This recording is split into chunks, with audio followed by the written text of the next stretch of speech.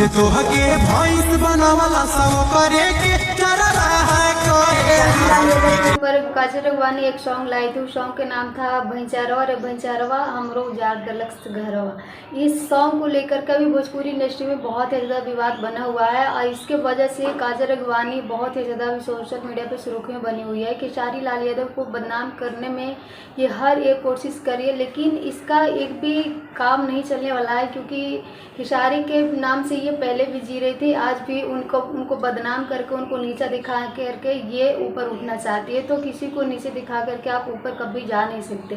नमस्कार दोस्तों, Radhe Radhe. I hope आप सब अच्छे होंगे, मस्त होंगे, स्वस्थ होंगे। अगर चैनल पर आए तो चैनल सब्सक्राइब करके प्यारा सा लाइक में जरूर करें।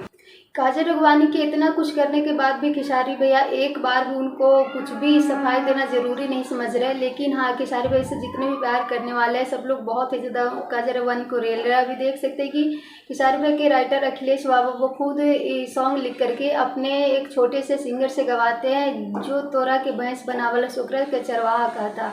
मतलब इतना ज़्यादा खेसारी भैया की वजह से इनका नाम और पहचान मिला, इतना ज़्यादा मोटा गई सिर्फ खेसारी भैया की वजह से, इतना ज़्यादा नाम पहचान मिला, भोजपुरी के स्टार बन गई। आज उसी को चरवाहा भैंसरवा मतलब हद होता है। ये काजल राघवानी को रेलना बहुत ज़रूरी है। वैसे अपना राय जरूर दीजिएगा। Thank you.